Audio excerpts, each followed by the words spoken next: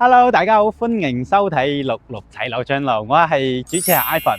咁 Ivan 啦，近期有收到 fans 朋友係後台 WhatsApp Ivan 啦，話想問 Ivan，有冇啲近關口嘅兩房單位啊，並且送埋家私家電，最好又可以低首期嘅。咁 Ivan 今日就嚟到咗現場啦喎。咁依家咧，其實已經係接近6點鐘呢個時間啦，都要出翻條片俾我哋 fans 朋友去睇嘅。咁我哋依家所企嘅 location咧，就係我哋坦洲呢一個位置啦。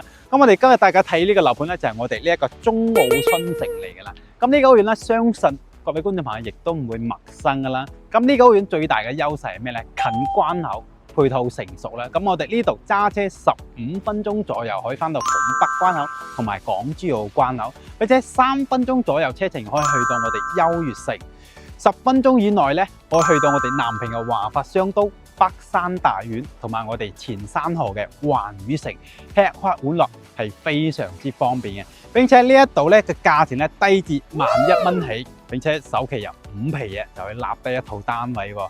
咁呢度咧就廢話太多啦，我哋即時去片。依家 Ivan 啦就上到嚟我哋實體嘅示範單位，呢邊係46棟嘅3樓，一共咧係28層高嘅一個單位。OK， 咁我哋可以睇翻佢出嚟呢邊 lift 口嘅一個裝潢嚟講咧，會偏向灰色嘅色調嚟搭配翻啦。今期 Ivan 就主要帶大家睇翻我哋呢邊兩房嘅單位啦，因為好多觀眾朋友咧後台私信 Ivan 想揾啲兩房嘅戶型啦。OK， 咁今期咧我哋就嚟到咗現場，帶大家去睇翻啦。咁呢兩戶咧都係我哋77平方嘅兩房單位嚟噶。咁佢一個戶型 design 咧，亦都係非常之方正啊。加埋咧，我哋呢一個屋苑嚟講咧，其實咧亦都有做埋呢啲 promo 啦，咁有張非常之大嘅 poster 可以展示到啦。家私家電咧都係俾埋你嘅，拎包入住。咁再睇翻呢一個 floor plan 係啦，咁係77平方嘅，大概係你哋香港828尺嘅一個尺數。入翻嚟睇啦，咁可以見到佢整體嘅裝潢咧，佢交標就係呢一個防火門，外加智能嘅門鎖俾到你哋。呢一個位置咧，我哋可以做翻我哋嘅收納鞋櫃，咁就大概係有28公分嘅一個深度喺度。出翻嚟睇嗱，呢一個餐客廳空間亦都係比較舒服嘅。咁我哋現場咧攞把尺同大家度下佢呢邊裝潢之後嘅開間係幾多？3.15係啦。佢整體嘅開間其實兩房嚟講都算 OK 嘅。咁我哋依家見到嘅所有家私家電就係交樓標準嚟㗎，直接拎包就可以入住。咁呢個飯廳位置4到6人喺度食飯，亦都係夠晒空間啦。廚房位 U 型嘅 design， 咁俾到大家係好 mini 型。其實你話兩房呢個廚房其實都係夠用啦。3件套咧都係我哋一個交標嚟嘅。呢個係消毒碗櫃。咁唯一缺點嚟講咧，就係一個單門雪櫃咯，就放唔到雙門噶啦。咁呢邊星盤嘅位置都還可以，不過呢個位置咧係放我哋一個熱水器嘅位，有明窗嘅 design。好，呢個廚房睇完啦，再睇翻我哋呢一個客廳。客廳嘅開間咧，同我哋飯廳係一模一樣嘅，3.15開間。咁包括依家見到啲梳化、茶几、電視、櫃都係俾埋你，包括埋我哋頭頂嘅呢一個空調都係有埋嘅。係啦，因為近期有啲觀眾朋友話想，Ivan 啊，有啲近關口嘅兩房嘛，有埋家私家電嘅。咁呢家就嚟到睇啦。咁呢個露台咧，亦都還算可以嘅。咁出邊咧就主要作為我哋一個放洗衣機、晾衫嘅一個位置啦。景觀嚟講咧，就主要睇翻我哋一部分嘅園林以及呢一個籃球場嘅位置啦。咁而家咧都係業主喺度打緊啊，亦都係非常之寫意。咁其實我哋可以睇翻佢呢一個中澳春城嘅整體嘅入住率，其實都係比較高嘅，因為佢呢一度咧近關口、近澳門，所以係比較多喺澳門翻工嘅一個人員咧喺呢邊住，作為一個通勤嘅一個落腳點嘅。所以咧好多觀眾朋友都係想揾翻呢啲近關口嘅屋苑啦。再睇翻我哋一個休息區，首先第一間房我哋依家見到嘅呢一啲亦都係俾埋你嘅呢個床褥啦，同埋呢個床。咁呢一張床咧就係米5嘅床嚟噶。呢個飄窗咧贈送面積啦，包括我哋頭頂呢個格力嘅空調咧都係俾埋你嘅。呢邊咧有位去做衣櫃啊。再對過嚟睇翻衞生間，乾濕分離啦。咁成個空間嚟講咧，其實都係夠用啦。入邊咧淋浴區係夠用啦。呢一個空間有明窗嘅。咁呢一個位置咧，就睇翻內側㗎，所以佢光線會稍微暗少少，冇咁通透。其實佢衞生間空間係夠用啦，夠用。畢竟佢係兩房啦，其實我哋就冇要求太多咯。入翻嚟睇翻主人房。咁依家主人房我哋依家睇到啦，係冇擺到衣櫃嘅。咁呢一張床咧，我再幫大家度下佢有冇縮水先。呢個係標準嘅米八大床嚟嘅，即係6尺床啦。咁我哋依家咁樣去擺設咧，係冇位做衣櫃啦，所以我哋只能將呢一個床再騰過去，再喺呢邊做衣櫃就 OK 啦。咁但係我睇下佢呢個門咧開到邊一個位嘅？到呢個位置，亦即係話你呢個床咧，只能係擺喺呢一個位，只能過到呢一個位，其實都係可以近過嚟，係可以做到衣櫃，係冇問題嘅。咁呢度咧有一個贈送嘅飄窗，贈送面積嚟啊，咁就係70 cm 嘅一個深度俾咗大家啦。OK， 呢一個咧就係我哋77平方嘅兩房戶型啦。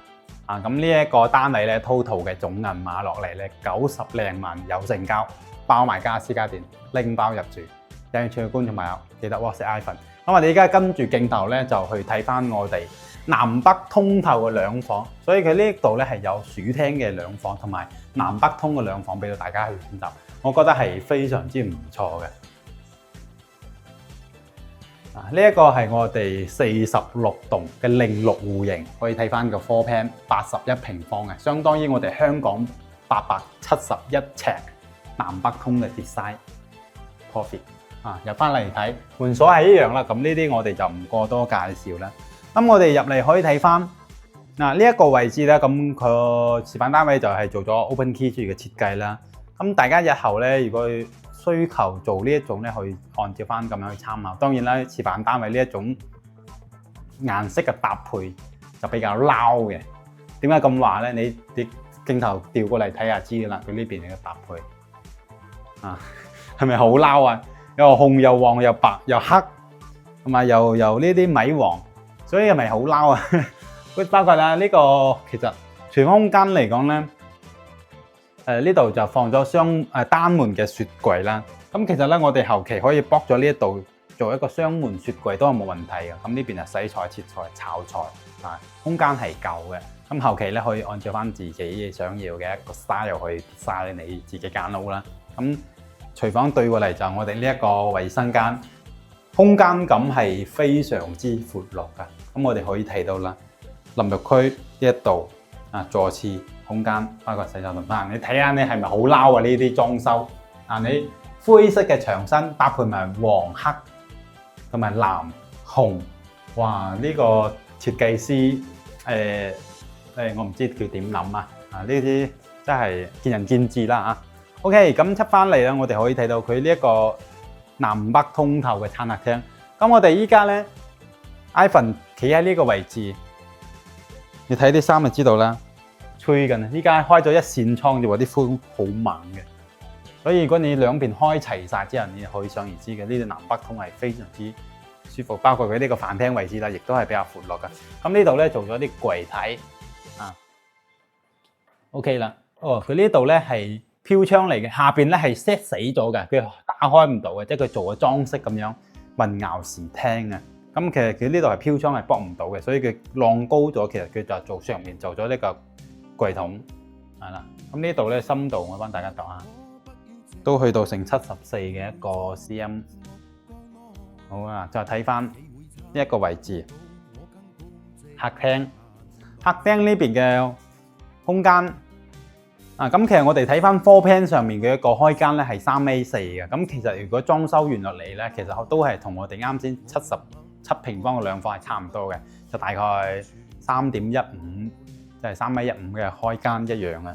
咁呢一度咧，其實睇身會闊落好多啦。點解？因為我哋呢度係做咗呢個風窗嘅 design 咧，而我哋啱先77平方係冇做到風窗嘅，所以我哋整體睇身嘅視覺效果係闊落咗好多嘅。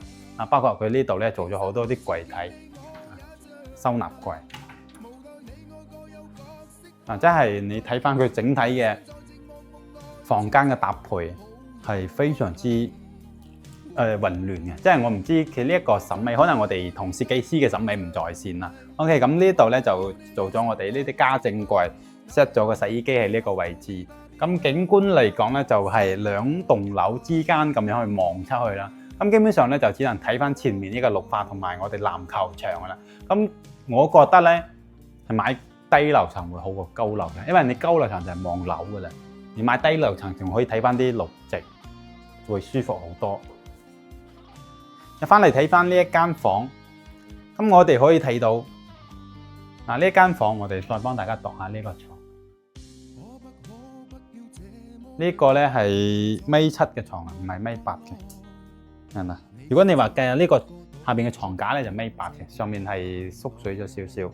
咁入邊呢個位置咧會有翻一個轉角位，係一個 L 路型嘅衣櫃嘅空間。咁你話呢間房係大嘅，你話81平方做2房，其實佢空間咁呢啲房間係夠晒用，好闊落，好大。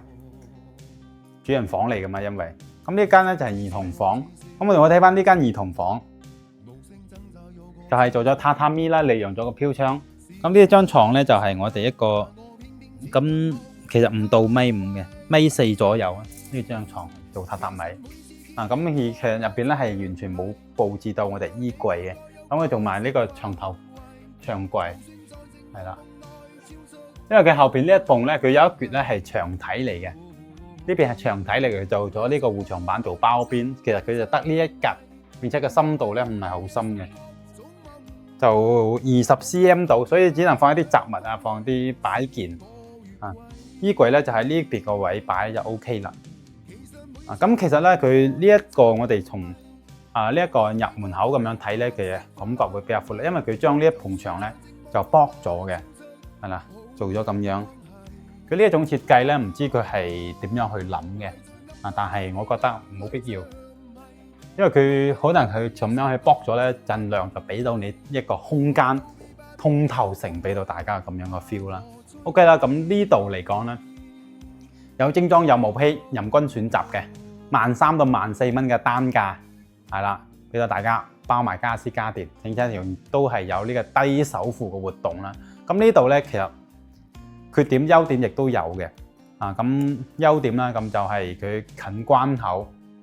社區咧，亦都係成熟嘅，出門口咧有我哋茶餐廳啦、超市啦，去翻啲優越城關口同埋華福商都係比較近嘅。缺點咧就唔係現樓交樓比較遲。當然啦，其實成個坦洲嚟講，賣緊2房嘅樓盤係比較少嘅。咁除咗呢一個優越鄉隔離之外咧，就係我哋呢一個中澳春城噶啦。所以如果想要喺珠海或者係坦洲上啲揾近關口嘅2房咧，其實相信好多觀眾朋友都會選擇翻呢一度一個價錢自己去諗啦。OK， 今期啦，Ivan 主要同大家介紹我哋2房嘅 design 啦。咁有興趣嘅觀眾朋友記得下方掃Ivan 嘅2維碼，我都會 send 翻啲詳細資料俾你。咁我哋下期再見，拜拜。